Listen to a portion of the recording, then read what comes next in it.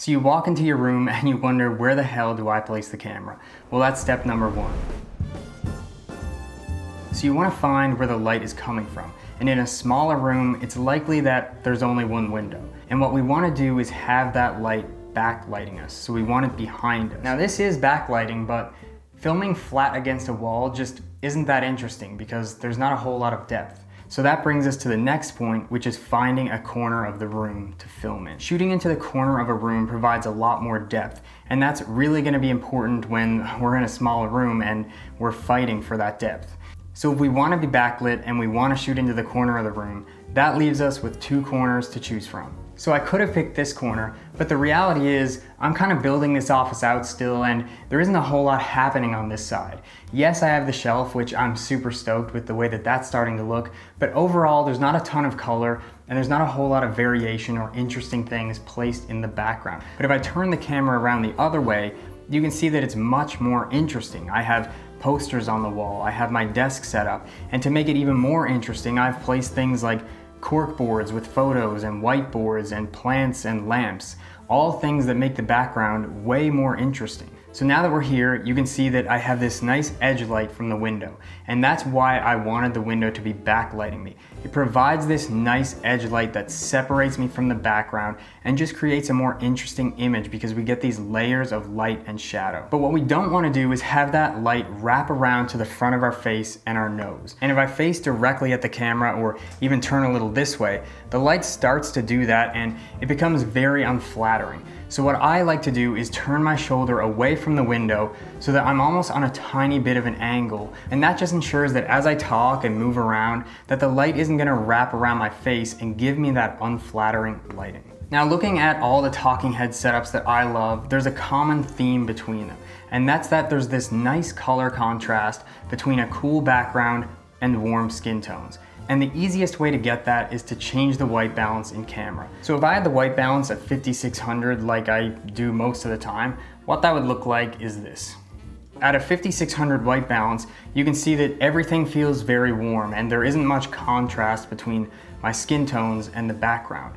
So if you're shooting in the daytime indoors, I find that 4200 is a great white balance to get that color contrast between your skin tones and the background. But of course, you're gonna wanna test this out for yourself and see what looks best for you. Next up is the focal length, and there are three options that I like the most and two that I always use. So right now we're at a 24mm focal length. And what this does is it feels like I'm very close to you. It feels like we're sitting on a couch together discussing YouTube lighting setups. But if I bump up to 35, well, it's still kind of personal, but it feels more like we're sitting across the table at a coffee shop together. And if I go with 50, well, now you can really start to feel that I'm further away from the camera. Now, it may look a little bit more flattering on faces because typically higher focal lengths are a little bit more flattering, but of course we're sacrificing two things. Number one, it feels a little less personal, and number two, we're seeing less of this interesting background that I have. Now at 35mm, we're starting to get back into that personal space again, like I'm really having a conversation with just you. And the good thing is we're starting to see more of this interesting background that, I put a lot of hard work into, to make look interesting. If I'm in a setup where there's some interesting things in the background, but not a ton, I'll use 35 so that we stay a little bit personal, but I get to hide a little bit of the boring background and kind of keep a very interesting overall frame. But for right now, I just love 24mm because I find it super fun and it's super engaging. It feels super personal, like we're literally sitting right next to each other on a couch discussing these things. I just think it's fun and I love it, so that's why I choose it. Now, once we've done all these things, the reality is we're likely gonna need some sort of light in order to light our face. It's gonna provide us with, number one, brightness, which we probably do need at this point, and two, it's gonna just provide consistent lighting on the face so that when we're cutting between clips, it isn't too jarring. So right now I'm being lit by something, and if I wasn't, well, this is what it would look like. So this is obviously a lot darker and I'm losing a lot of contrast on my face. I'm just kind of all in shadow.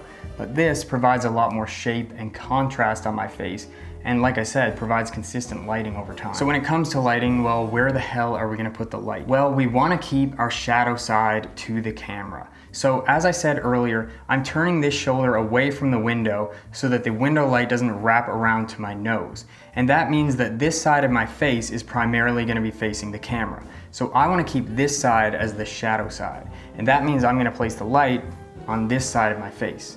I like to place the light about 45 degrees in front of my face and either at or a little bit above my eye line. I find placing the light like this creates a really nice shape on faces, and it's much easier to get and maintain that Rembrandt lighting of a little triangle here throughout the talking head video. I find as the light starts to come down, and especially if it gets below the chin and starts shooting up, it becomes extremely unflattering and you kind of get that spooky looking into a flashlight kind of vibe. So when it comes to shooting in a smaller room like this, one thing that's gonna save your freaking life is a shallow softbox. And once I realized these existed, I was wondering why I ever bought anything else. If you don't have a shallow softbox or you buy one and it's still just not enough room to light yourself, what you can do is actually just bounce it off a wall near you. And if the wall isn't a bright color like a light gray or white, you can buy something like a 5-in-1 reflector dish, place it against the wall, and that is going to act as your light source. So where that light is bouncing is the same place where I would have placed the softbox. So what kind of light do you need? Well, right now I'm using a 200-watt bicolor light. But here's the reality, you don't need that. Number one, I have the color temperature set to 5600. So because the daylight coming in is maybe 6500 or even higher, setting this at 5600 helps get that color contrast that I was talking about earlier, where my face is a little bit warmer than the background. Now most lights, if they're not bicolor, are set to 5600. So that's why I say you don't need a bicolor light, because I'm actually lighting most of my talking head setups with 5600 Kelvin. Number two, 200 watts is a little too bright. Right now, I actually have the light on 1%. And ideally, I would love to have options that are a little bit less powerful than 1%, but obviously the only option below that is 0. So what kind of light do you need? I would say a 60-watt daylight light will definitely get the job done. And if you really want to be safe and just invest in something a little more powerful, then a 120-watt bicolor light would be a very safe option so that you have some options to play with brighter setups or even different color lighting temperatures.